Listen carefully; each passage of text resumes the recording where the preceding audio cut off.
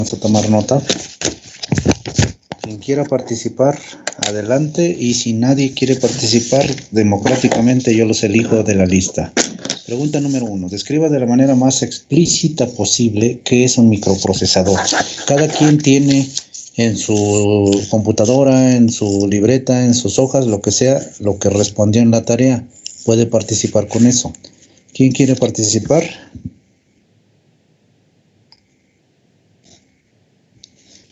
Nadie. Vamos a elegirlo democráticamente. Adelante, Carrasco. Bueno, yo escribí, es un chip que es un sistema abierto, electrónico, programable, temporizado, entradas binarias a través de sus periféricos. Ok. Esa, de hecho, es una pregunta muy abierta. Cada quien puede tener su propia versión y todavía podríamos complementarla. ¿Con qué podríamos complementarla, Fernando?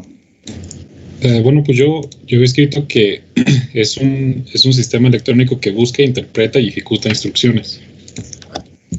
Ok, esa es la más resumida, que a final de cuentas ninguna está mal, ninguna está mal, pero hemos ido añadiéndole muchas cosas a un procesador. Está bien tu definición, tu respuesta, Fernando, pero sí te recomiendo complementarla, porque ve lo que dice la pregunta, dice de la manera más explícita posible. Entonces hay que complementarla lo más que se pueda. Bueno, siguiente pregunta. La 2. En un sistema digital basado en microprocesador, este último interacciona a través de las instrucciones de su programa con los dispositivos periféricos conectados a sus buses. Mencione las características de dicha interacción. Las mencionamos. ¿Alguien quiere participar? ¿Se te olvidó bajar la mano, Fernando, o quieres participar? No, se me olvidó. ¿Alguien quiere participar? Yo. Ok, adelante. Voy a leer lo que escribí. El procesador direcciona los periféricos. Los buses de direcciones se quedan fijos en la dirección que se va a ocupar. El bus de control da la instrucción de leer o escribir. Entonces el bus de datos es el responsable de mantener el dato para el procesador, para que pueda leer o escribir el caso que sea. Ok, es correcto. Igual, podemos revisarla. Me auxilio de una diapositiva. Permítanme, que este ya se hizo muy lento. Dice que ¿cómo es la interacción? La pregunta dice, mencione las características de dicha interacción, anteponiendo que interacciona con los dispositivos a través de sus buses. Entonces, ¿es correcto lo que puso Daniel? Que después de un reset, ahí podrías complementar, Daniel, después de un reset, se graba, ya podrías interaccionar más con registros. Después de un reset, el program counter tiene almacenada la dirección del vector de reset. Es ahí donde se encuentra la primera instrucción a ejecutarse. Esta instrucción puede realizar muchas acciones, entre ellas, no forzosamente, entre ellas, puede direccionar a dispositivos de entrada-salida, pero ahí entra precisamente lo que puso Daniel. Para leer la instrucción, primero es la recetita, primero el bus de direcciones emite una dirección donde, fíjense cómo se puede ampliar, donde la capacidad del bus de direcciones me determina la capacidad máxima de direccionamiento físico del procesador. Ahí le podemos echar más pajita.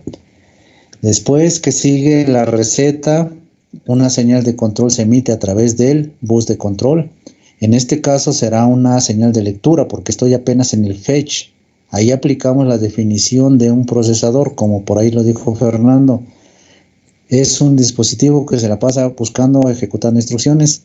Entonces, para buscarlas necesita leerlas desde la ROM. Y justamente es ahí donde es el paso donde estamos. Se generó la dirección, se generó la señal de control y ahora la memoria de programa que tiene almacenadas previamente las instrucciones, se le presentó la dirección, se le presentó la señal de control, tiene que pasar un tiempo que le llamamos tiempo de, ¿alguien lo recuerda? Tiempo de, en la memoria. Tiempo de escritura en la memoria. Tiempo de acceso. De acceso, sí, perdón. Tiempo de acceso. Pasa ese tiempo y la memoria me responde con la instrucción que tiene almacenada en la dirección indicada por el bus de direcciones y la coloca en el bus de datos. Ese bus de datos que está conectado a través del procesador es presentada, se puede hacer muy grande, se presenta a través del bus de datos esta instrucción y podríamos meternos a la unidad de control. ¿Se acuerdan que una vez que tengo la instrucción en el bus de datos comienza a decodificarse a través de la memoria de instrucciones? Ok, se puede hacer muy largo, pero más que nada, me regreso a la pregunta, más que nada se refiere a los buses. Dice, los dispositivos periféricos conectados a sus buses mencionan las características de dicha interacción. Lo esencial de eso es la receta que ya conocemos, pero también la interacción, hicimos mucho hincapié que tiene que ser 1 a 1, ¿lo recuerdan? Entonces sí es importante complementar la respuesta que tiene Daniel con la característica de que debe ser comunicación 1 a 1. ¿Qué quiere decir 1 a 1? Que solamente habla un dispositivo, solamente participa un dispositivo con el procesador y los demás se quedan en tercer estado. Eso sería lo esencial. Se puede hacer muy grande como empecé, pero lo esencial es eso. Lo que dijo Daniel, complementando que debe de ser una comunicación 1 a 1.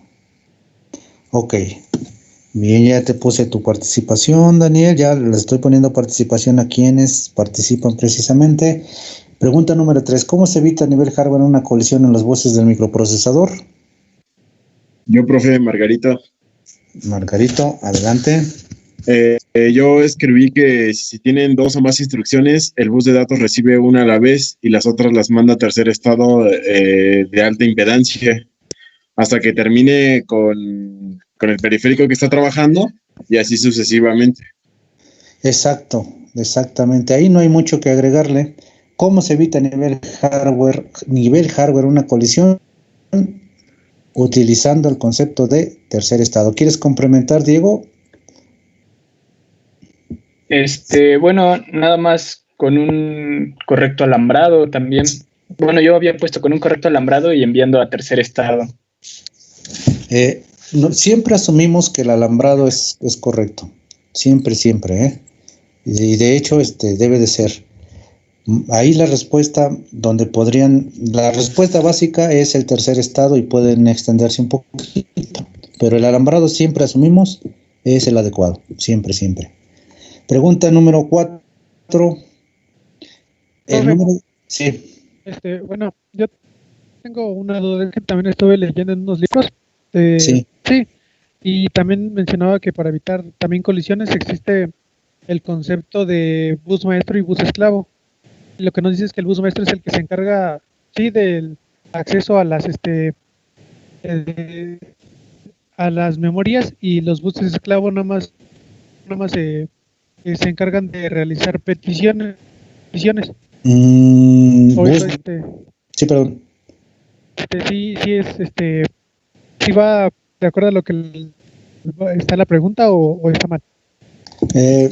Yo me imagino en ese libro donde tú leíste procesadores un poquito más avanzados. Probablemente ya esté hablando de más procesadores más específicos. Acuérdate, Daniel, que nosotros estamos en un concepto genérico, algo muy general. Y al menos con estos buses que estudiamos aquí, bus de direcciones, bus de control, bus de datos, los esclavos en esta arquitectura que estudiamos, que es la genérica. Yo creo que pudiera ser eso en procesadores más avanzados que efectivamente tienen muchos dispositivos periféricos y necesitan esos conceptos más avanzados. En lo básico que nosotros revisamos, no podemos aplicar el concepto de bus maestro y bus esclavo. Más bien, viéramos desde el punto de vista maestro y esclavo, siempre el procesador es el maestro. Y de hecho es una manera de evitar colisiones. Nadie habla hasta que el maestro lo pide. Es el concepto de maestro y esclavo, pero no a nivel buses, sino a nivel dispositivo. Siempre el maestro es el procesador y los esclavos son los periféricos. Y nunca un esclavo habla si el maestro no se lo pide. Pero no tenemos suficientes buses como para poder decir que uno es esclavo y otro es maestro. Yo creo que tu texto que tú leíste se refiere a otro concepto más avanzado de microprocesadores que, como lo veíamos, han evolucionado mucho, ¿no? Entonces pudiera ser que tengan algo más, ¿no? Pero al menos en la arquitectura que nosotros revisamos no tenemos no podemos aplicar ese concepto de maestro y esclavo, ¿no? En buses, pero sí en dispositivos. Siempre el maestro es el procesador y el esclavo son los periféricos. ¿Ok? Ok, sí. Número 5. Yo, Camilo, profe. Adelante, Camilo, la 5. Pero creo que nos saltamos la 4, profe. Falta la 4, profe. Sí, perdón. La 4, Camilo, entonces. Ok. ¿O quieres la 5? La 4. Ok, adelante. Se debe tener módulos adicionales que permitan la comunicación extra con los buses del sistema para poder tener una cantidad infinita de periféricos conectados. A ver, otra vez, perdón, me perdí. La respuesta sería... Se debe tener módulos adicionales que permitan las comunicaciones extra con los buses del sistema para tener una cantidad infinita de periféricos conectados. Entonces, adicionándole algo al sistema, tu respuesta dice que sí puede ser infinita el número de periféricos conectados. Sí. Yo creo que no, Camilo. A ver, ¿alguien quiere complementar, discutir lo que dijo Camilo? Porque la pregunta es clara. Margarito. Ok, la pregunta es clara. ¿Puede ser infinito? Sí o no, y explica por qué. Adelante, Margarito. Bueno, sí se pueden conectar tantos periféricos como se requieran, pero siempre y cuando se tengan módulos adicionales que permitan una correcta comunicación entre los periféricos y que no afecte la comunicación entre los buses. Bueno, principalmente con el bus de datos. Creo que todavía no le damos. A ver, San Juan.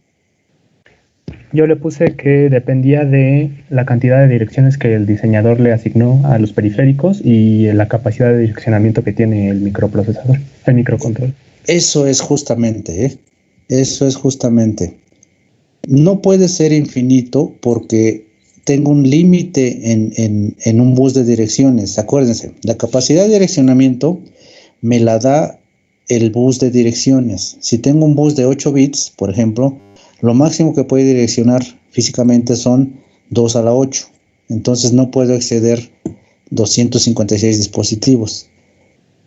Ok, si le quiero agregar algo más para direccionar extra, sí se puede definitivamente, pero no voy a llegar a que sea infinito. Definitivamente podría poner otras cosas para direccionar extra, pero no voy a llegar a infinito. En general, sin meternos en detalles, en general podemos decir que yo no puedo direccionar más allá de lo que el bus de direcciones me permite. Esa sería la respuesta. Es decir, ¿puede ser infinito? No. ¿Por qué? Porque tengo una limitante en cuanto a la capacidad de direccionamiento. Esa sería la respuesta. Eso de usar dispositivos extras, ya no estamos, ya estamos particularizando, ya no estamos en el mismo caso de análisis. Pasa lo mismo que en la respuesta anterior, ¿no?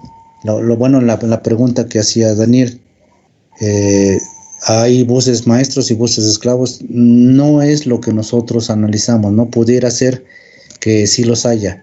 Aquí es lo mismo, ¿puedo meter dispositivos extras para mejorar el direccionamiento? Sí, hay técnicas, pero nosotros hablamos de un direccionamiento físico, lo mencionamos y lo recalcamos. El direccionamiento real se llama. El direccionamiento real me lo da la capacidad de direccionamiento en base al bus de direcciones, el número de bits del bus de direcciones. Entonces, hay otros tipos de direccionamiento, son técnicas que usan los procesadores, pero hablamos del direccionamiento físico. El direccionamiento real no puede ser infinito, está limitado por el número de bits en el bus de direcciones. Ok, ahora sí. Yo tengo una duda. Sí. ¿Esta capacidad de direccionamiento no podría ser también infinita? Bueno, teóricamente, claro.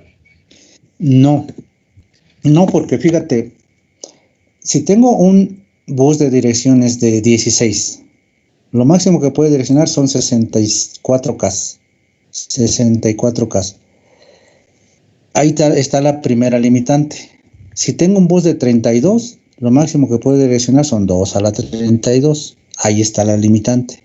Bueno, es que me refiero a ese número de bits, o sea que ese número de bits sea infinito para que también así la capacidad de direccionamiento sea infinita.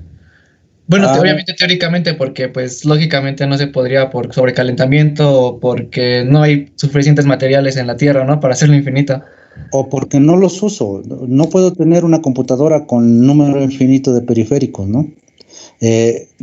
Sí, mira, ese es un aspecto interesante.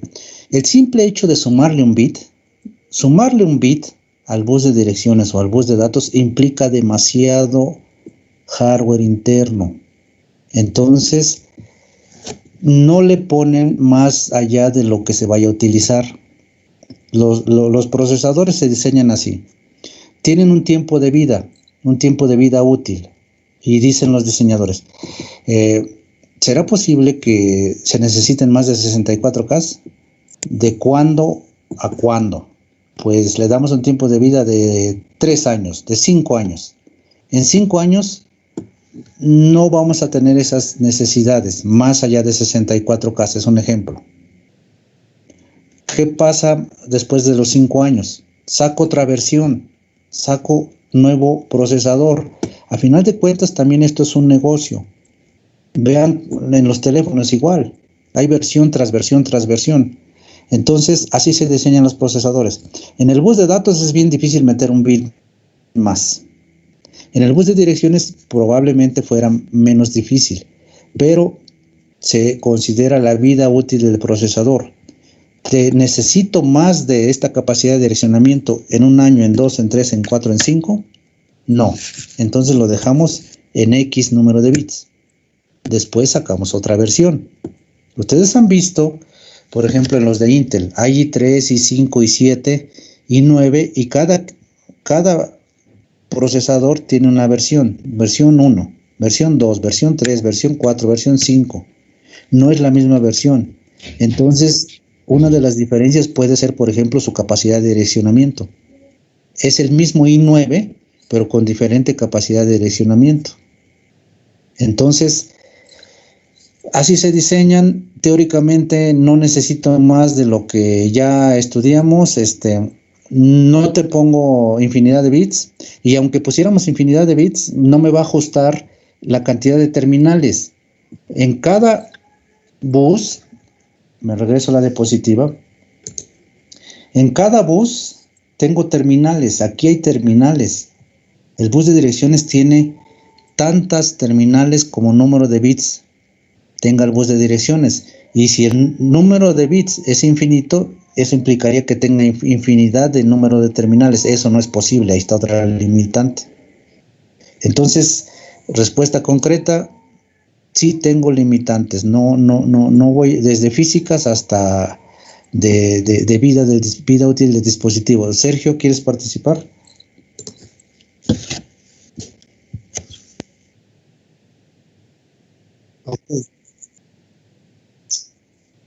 Ok, siguiente. Número 5.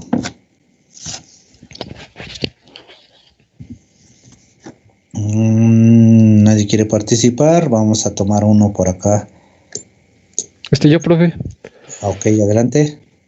Bueno, yo puse que estas microinstrucciones se generan después de que se lee la instrucción original en lenguaje máquina y esta se codifica. Y más específicamente, que se generan cuando se decodifica la instrucción original con el fin de poder ejecutar la instrucción indicada, y cada una se almacena en una memoria de control y por lo tanto cada una tiene asignada una dirección de memoria diferente. A ver, como que siento que le falta complementar. A ver, ¿quién le ayuda? A ver, permítame que no puedo ver quién levanta la manita. Que le ayuden.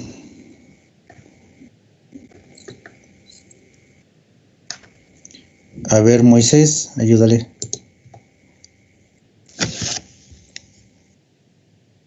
Hola. Yo puse que son instrucciones que fueron definidas por el creador del procesador, las cuales están cargadas dentro de una memoria en la unidad de control y cada una está diseñada para una acción específica. Ok, ya se va complementando. Segovia, a ver, vamos a tratar de complementar esas dos respuestas. Ya nos vamos acercando a una respuesta más precisa. Yo había puesto que son las generadas a partir de una instrucción, la cual la instrucción es dada por el programador, pero la microinstrucción sí es generada por la ALU o por el microprocesador. Ok, ya está, ya se complementa con eso. Jóvenes, más o menos ahora sí, con lo que acaba de decir Segovia, ya se complementan. Entonces podríamos decir que ok, inicialmente, bueno, hay otras manitas, déjenme mejor. A ver, Eric, por favor. Sí, bueno, yo puse, son instrucciones de control programadas que son capaces de manejar las señales de control de los registros internos de la ALU, buffers de direcciones y datos, las señales de read, write, etcétera, a través de un secuenciamiento de las mismas.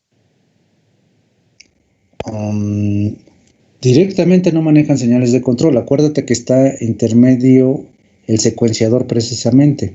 Después de la memoria de instrucciones está el secuenciador. Entonces,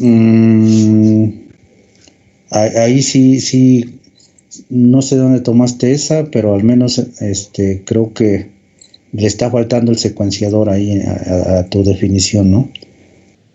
Ok, a ver, Araiza. Ya había participado, profe. Perdón. Fui el primero. Perdón, no te había visto. Traten de bajar su manita de una vez que participen. ¿Quién me falta? Sergio también.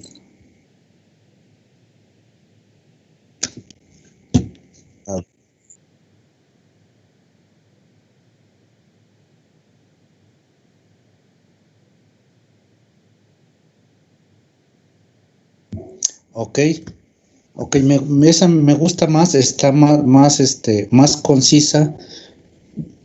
Con lo que acaba de decir Sergio y lo que dijo Segovia, a mí me parece que la respuesta ya está completa.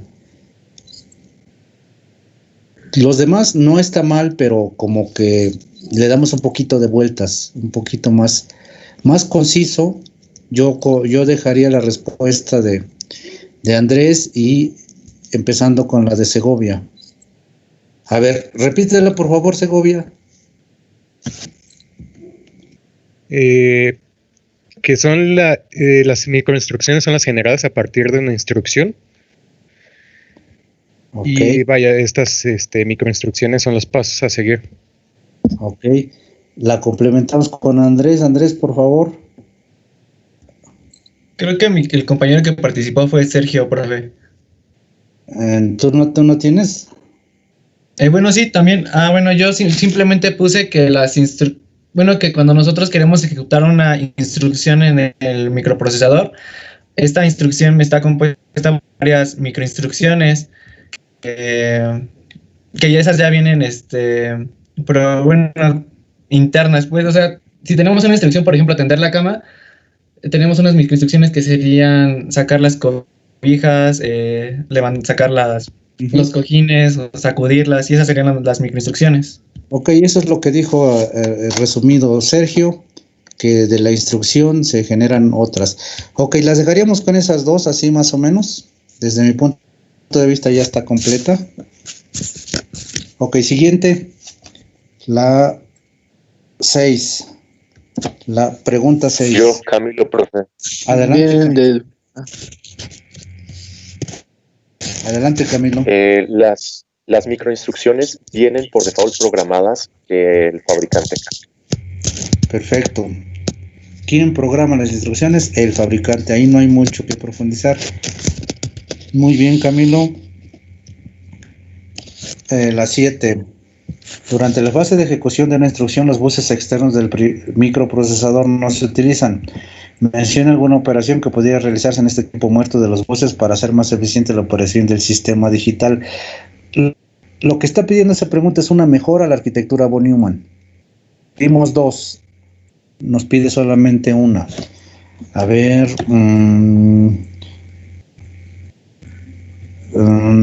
Nava Carvajal.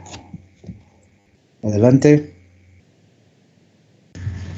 Sí, profe, yo puse que se puede utilizar un acceso directo a la memoria para aprovechar los tiempos muertos.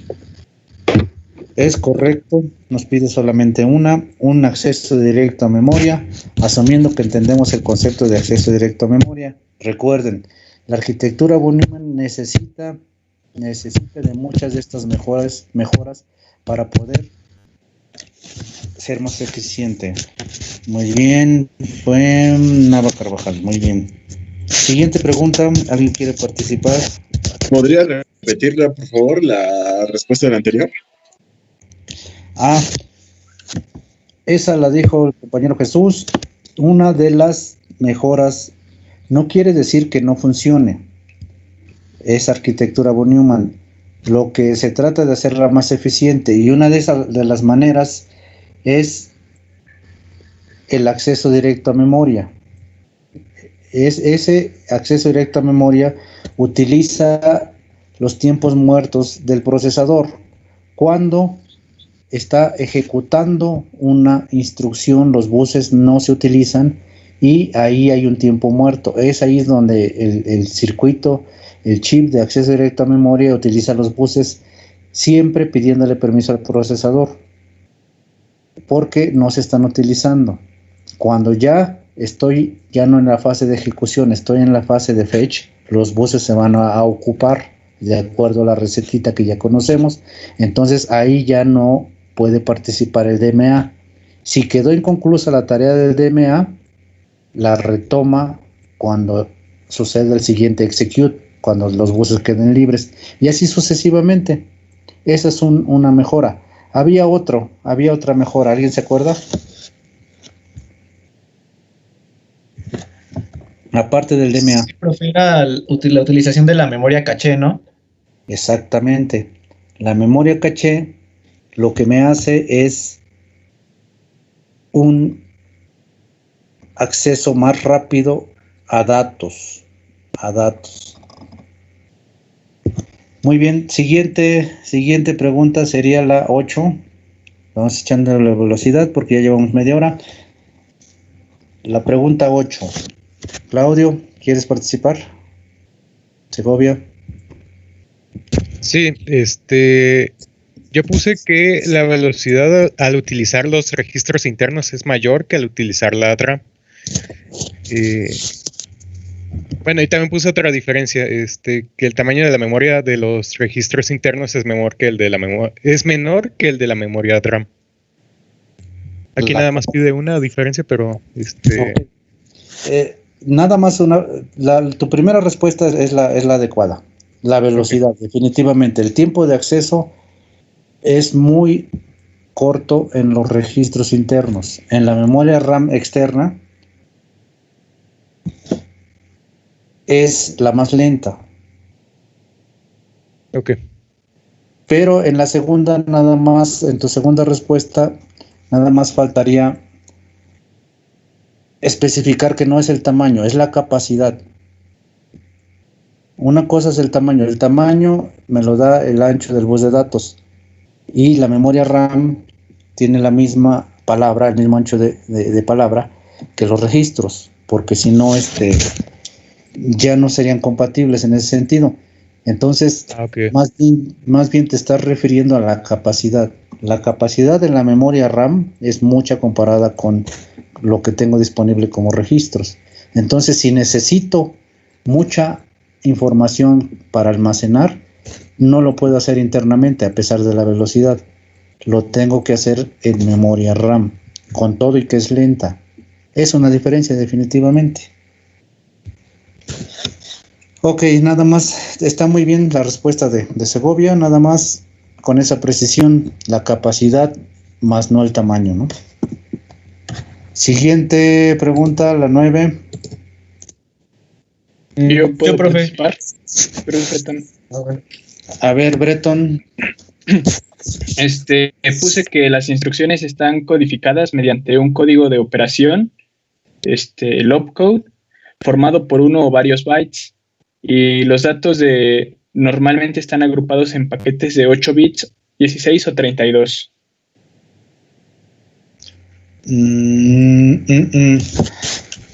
Pues puede ser una diferencia. Lo que Breton menciona es que normalmente las instrucciones es un solo paquete, que ya dijimos que esa es una situación preferente. Sin embargo, hay instrucciones de más de un paquete, es decir, instrucciones que se almacenan en más de una localidad, y que un dato puede utilizar pues 4 o 2 localidades, así le entendí a Breton. Pero a final de cuentas, si pudieras ver así como una ventanita, una instrucción y un dato, se parecen, son un conjunto de unos. Hay otra diferencia que la mencionamos, y ella era bien específica. ¿Quién quiere participar? Martínez Becerril. Adelante.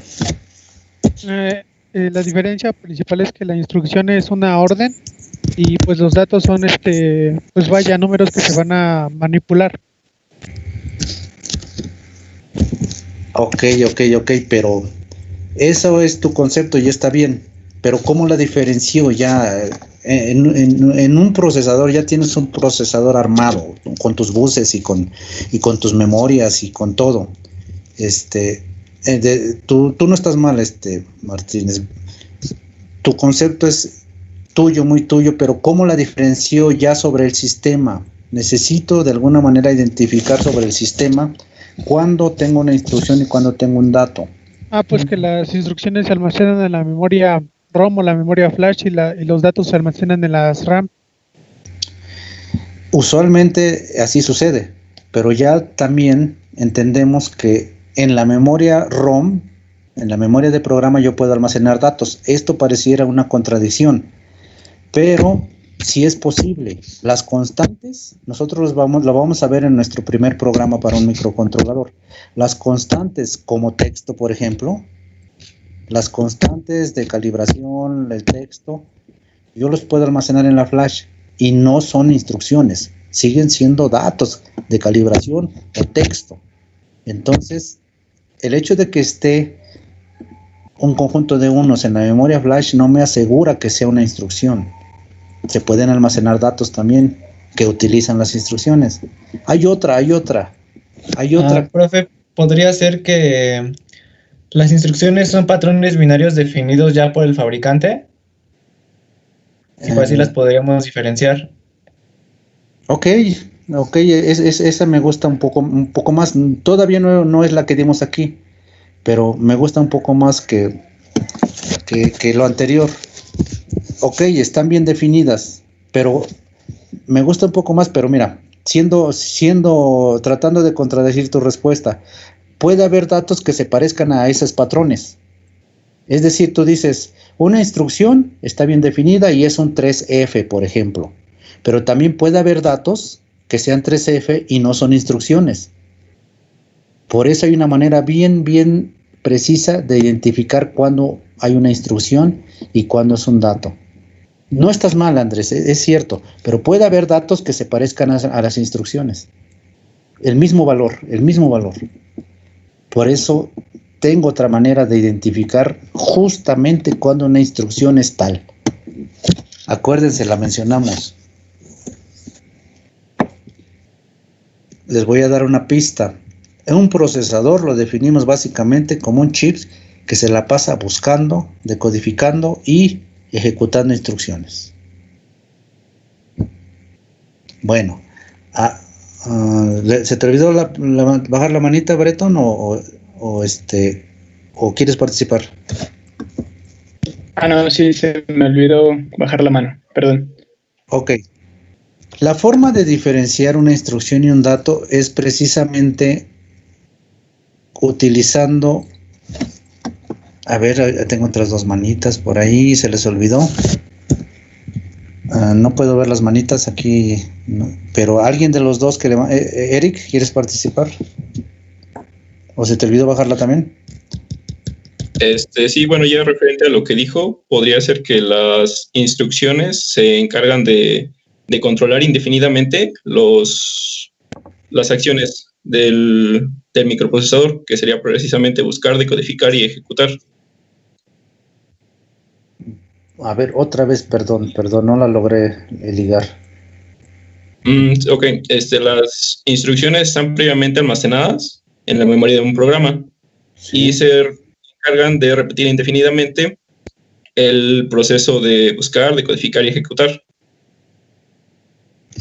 No, porque acuérdense que ese proceso de buscar, decodificar y ejecutar lo hace por hardware. Las instrucciones trabajan sobre los registros, pero no trabajan sobre los buses. Los buses se utilizan en el fetch, en el buscar, en el decodificar y en el ejecutar, pero eso ya lo tiene el procesador como hardware, lo hace siempre lo hace como diseño por hardware. Las instrucciones le dicen qué hacer sobre los registros, porque eso las programa precisamente el usuario, y el programador le dice qué hacer, pero con los registros internos. Por ahí va la onda, pero... A ver, hay otra manita. ¿Quién quiere participar? Yo, Barrera. Yo, profe Camilo. A ver, primero Barrera y luego Camilo. Básicamente las instrucciones le dice qué hacer al procesador y el dato es la variable con la que se hace el proceso. Regresamos a lo mismo que decía Andrés. ¿Cómo le hago para identificar un conjunto de unos si se trata de una instrucción o un dato? El dato se puede parecer a la instrucción. Estás bien, no estás mal, Barrera, pero ¿qué tal si tengo un dato que se parece en valor a la instrucción? Ya no pude diferenciarla. A ver, Camilo.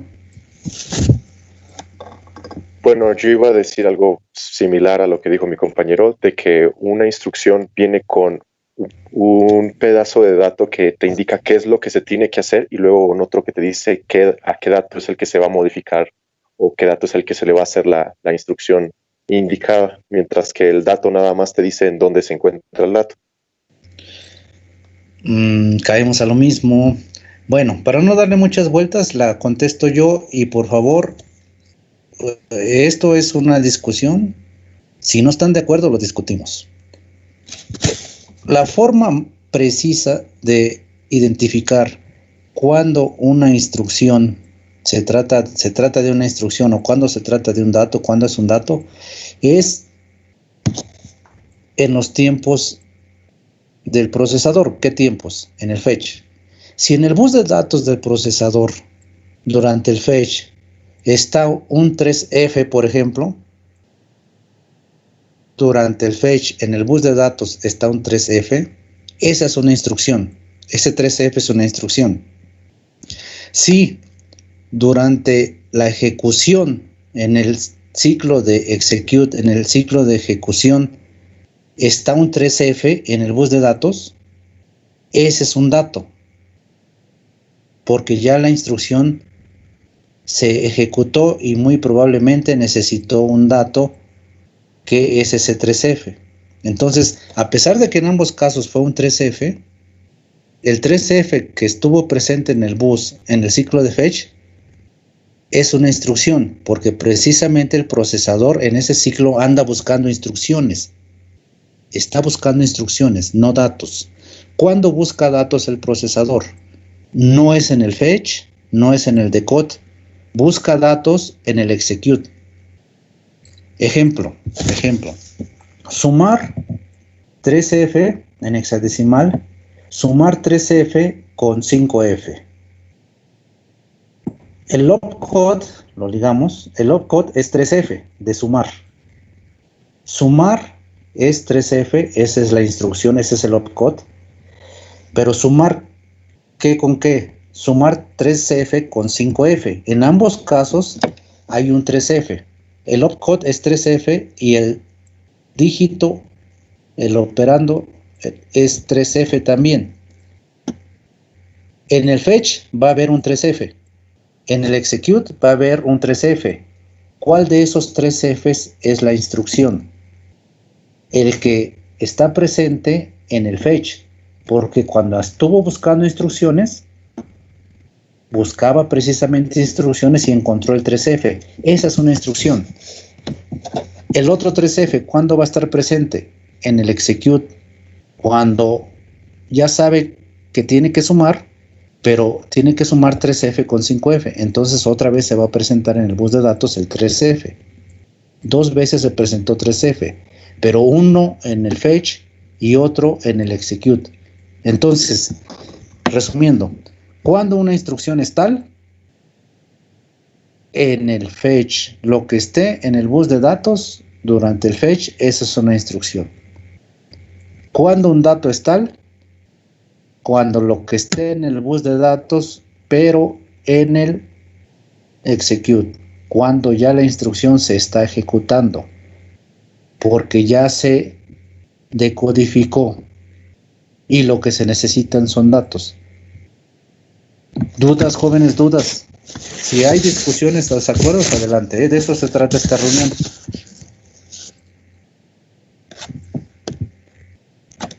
Breton, ¿qué opinas? Estaba checando mis apuntes y estaba a punto de decir que, bueno, una instrucción se componía de 2 partes, pero eso ya es en el código ensamblador, ¿no? Es el formato general, ¿no? El opcode y el address, ¿no? Sí. El problema es cuando un conjunto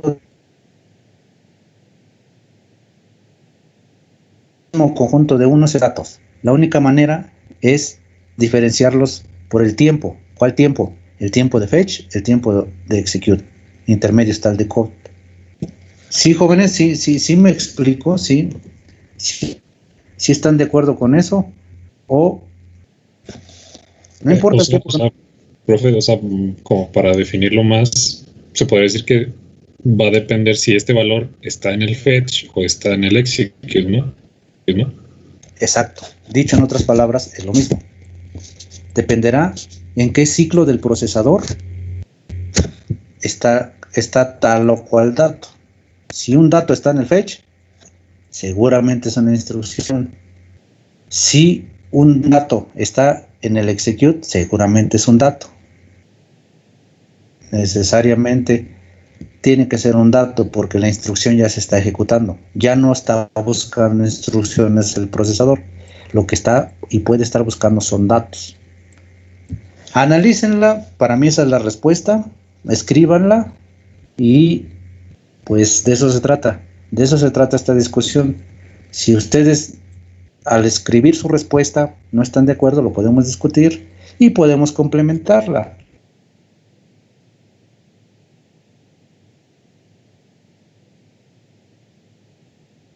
Se trata este ejercicio, esta resolución de reactivos, de discutir y quedar de acuerdo en una respuesta. Mientras, miren, yo no quiero abusar de su tiempo, a las 8 le cortamos, jóvenes, lo más seguro es que no acabemos. Pues el jueves tomamos tiempo de esto, porque al final de cuentas pues viene siendo tiempo de la materia, entonces no se preocupen a donde lleguemos. Siguiente pregunta. La siguiente pregunta nunca lo definimos como tal. Es un tema que sigue inmediatamente en las diapositivas de la unidad 1. Pero, ¿por qué la puse? La puse porque ya tenemos todo lo necesario para poder analizar y solamente ahí se le está dando un nombrecito. Conocemos el concepto general de lo de botella, solamente a lo que sabemos de arquitectura von Neumann. Y como todo esto es abierto, pudieron haber investigado en cualquier fuente confiable. Entonces, tuvo que haber respuestas. Vemos algunas y las discutimos, las analizamos y aplicamos nuestro conocimiento sobre el tema. A ver, déjenme elegir a alguien por aquí. Jessica, ¿estás por ahí? Sí, profe. Bueno, investigué que la arquitectura von Neumann propone una única memoria para datos e instrucciones, y este bus único lo que genera impide superponer los tiempos de acceso a la memoria. O sea, esto puede explicarse como que cuando se busca en la memoria una nueva instrucción, no se puede antes de que se finalicen las transferencias de los datos que puedan haber resultado de alguna instrucción anterior. Justamente lo último que dijo Jessica es el famosísimo cuello de botella. Jessica, claro, se puso a investigar. Tiene bastante sustento su respuesta, pero la clave está en lo último que dijo. El cuello de botella de von Neumann es que no se puede buscar otra instrucción hasta haber terminado la actual. Ese es el cuello de botella. No puede sobreponer tiempos. Ah, caray. Sí, hay otra arquitectura que sobrepone el execute con el fetch de la siguiente instrucción. Sobrepone el execute de la instrucción actual con el fetch de la siguiente instrucción. Sobrepone. Eso lo hace más veloz, le ahorra tiempo. El cuello de botella de von Neumann se refiere a eso, que esto no es posible en esta arquitectura. Como se propone un único bloque de memoria, no se puede buscar en esa memoria la siguiente instrucción mientras se está ejecutando la actual. No hay tiempos superpuestos. ¿Nos repites, por favor, tu respuesta, Jessica? Pongan atención en lo último. ¿Todo o la última parte? Todo, por favor, porque okay. Es sustento. Que la arquitectura John von Neumann propone una única memoria para datos e instrucciones, y este bus único limita la velocidad de operación del microprocesador, ya que la arquitectura impide superponer ambos tiempos de acceso. Y el ejemplo es que no se puede buscar en la memoria una nueva instrucción antes de que finalicen las transferencias de datos que pudieran resultar de una instrucción anterior. Es decir, la instrucción anterior que se refiere Jessica necesitó datos. Yo ponía un ejemplo de sumar dos números. La instrucción dijo sumar, pero necesitaba dos números. Entonces tuvo que buscar esos números, a eso se refiere Jessica, y en el tiempo de ejecución se presentaron esos números, estaban datos, pero se accesó a la memoria. Entonces, como es un único bloque de memoria, se buscó datos y no se puede buscar la siguiente instrucción porque están en el mismo bloque y son unos únicos buses. No hay duplicidad de buses. Sí está claro, jóvenes, ¿qué es el cuello de botella? Es lo último, el ejemplo que puso Jessica, ese es el cuello de botella de von Neumann. No se puede buscar la siguiente instrucción si se está ejecutando la actual. ¿Sí queda claro? Ok, el que calla otorga. Siguiente pregunta, mencione una diferencia. Te ponemos tu participación, Jessica, perdón.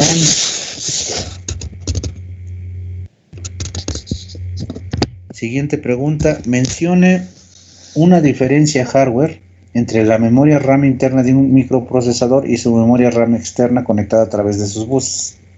Se parece mucho a la que teníamos anteriormente con los registros. Esa está muy sencilla. Veo manitas por ahí. No pude ver quién fue primero, pero elegimos ahí a Moisés. Moisés.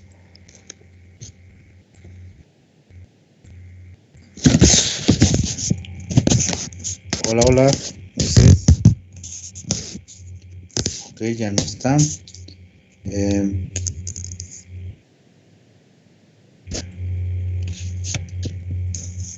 Sí, profesor. Una clara diferencia será la rapidez con la que ejecutarán las instrucciones, ya que al estar internamente, una memoria RAM no tiene su uso establecido, mientras que al ser externa tendrá que pasar por los buses de control y conectarse a la memoria, perdiendo demasiado tiempo en el proceso. Exacto. Lo que dijo Eric se refiere a que, acuérdese que aquí tengo memoria RAM interna, inclusive la caché, aquí adentro. La memoria RAM externa necesita manipulación de buses, y los buses son muy lentos comparado con la velocidad interna. ¿Se acuerdan que mencionamos un parámetro que es el FSB, Front Side Bus? Es una frecuencia a la cual trabajan los buses y nada que ver con la frecuencia del procesador. Por ejemplo, puedo tener un procesador con 3 GHz de frecuencia de operación interna, y su FSB puede ser de 100 MHz, por ejemplo. Entonces, vean la diferencia. Los buses externos son muy lentos, y si para accesar a la RAM externa necesito los buses, pues es muy lento comparado con lo interno. Ahí se justifica el uso de la memoria caché. Entonces, concretamente, una diferencia, ya la dijo Eric, es la velocidad, específicamente el tiempo de acceso. El tiempo de acceso puede ser bueno, el de la memoria. La velocidad en general, porque al manipular memoria RAM externa se usan buses. Memoria RAM interna no tengo que manipular buses externos, entonces es mucho más rápida la velocidad en la memoria interna. Esa está bien, muy bien. La última antes de irnos, jóvenes, sería la número 12. Dice, generar la dirección, generar la señal de control y esperar o proporcionar el dato a través de los respectivos buses es la receta general para el manejo de una memoria mediante un microprocesador. Esta receta puede aplicarse también a los dispositivos de entrada-salida. Eso, dijimos, se puede aplicar muy bien a una memoria. Los dispositivos de entrada-salida funcionan igual con esa receta. Por ahí teníamos, no sé si se les olvidó la mano, pero vamos a... Jessica, ¿quieres participar? Sí, bueno, yo investigué que el procesador se comunica con los dispositivos I/O a través de buses de dirección, datos y control que son separados. Entonces yo supongo que se puede aplicar la misma receta. Exactamente. No hay diferencia, lo mencionamos en la clase, no hay diferencia entre manipular una memoria y manipular las unidades de entrada-salida. Tienen conectados los mismos buses y dentro de los periféricos, dentro de las unidades de entrada-salida hay registros. Los periféricos, al igual que los microcontroladores, los periféricos conectados a un procesador tienen registros internos, los cuales se accesan por parte del procesador a través de los buses. Entonces, el manipular la memoria y el manipular un periférico se parece mucho, demasiado. Entonces, aplico la misma receta, no hay otra, es la misma receta. Entonces, concretamente, la respuesta a la pregunta número 12 es que sí puede aplicarse. Si le echamos ahí un poquito de adorno, ¿por qué sí puede aplicarse? Porque tienen conectados los mismos buses, tienen conectadas las mismas señales de control e internamente tienen registros esos periféricos. Es igual el manejo entonces. ¿Sí, Daniel, quieres preguntar algo? ¿No? ¿Se les olvidó bajar la mano? Bueno. Sí, se nos olvidó. Ok, la 13 está fácil, la 13 está muy fácil. Perdón, debo ponerles de participación a Jessica. La 13 está muy fácil. ¿Quién quiere contestarla? Ya veo por ahí alguien más. Alguien que participe de los que no ha participado, jóvenes. Nadie. Yo. Bueno, ven, ok, Yo. ya vi a alguien, ok. Fernando. Sí, bueno, encontré que son orientados a acumulador, ortogonales, sin memoria y con memoria de microinstrucción. Ok. Todavía tenemos otra todavía. ¿Les repites, por favor? Son orientados a acumulador, ortogonales, sin memoria y con memoria de microinstrucción. Ok, todavía tenemos otra, en base a la misma arquitectura de la CPU. Alejandro, Faltaría la que no es orientada a acumulador. esa ya la mencionó. Esa la mencionó. La Harvard y la Von Neumann, que sería igual la arquitectura. No, porque todavía no vemos la Harvard, ya se nos están adelantando un poquito. Hay otra. ¿Puede ser por la capacidad de procesamiento? No, es más orientado al set de instrucciones. Ya lo vimos. RISC y CISC, ¿no? Exactamente lo que dijo Eric. Lo que dijo al anterior, ¿quién fue? Perdón, me perdí. Fernando. Lo que dijo Fernando está bien, nada más le faltaría de la ALU, ¿no?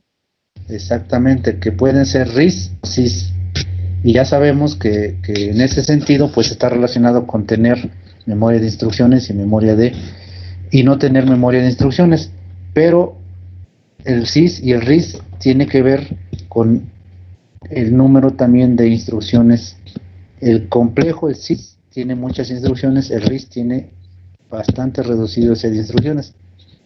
Hay relación, ¿no? Entre todas las clasificaciones definitivamente hay relación, pero sí surgen diferentes formas de clasificar. Muy bien, jóvenes, son las 8. Les agradezco, nos quedamos en la pregunta 13. Nos falta todavía la mitad. No hay problema, las terminamos de contestar para que no tengamos pendientes más el próximo jueves.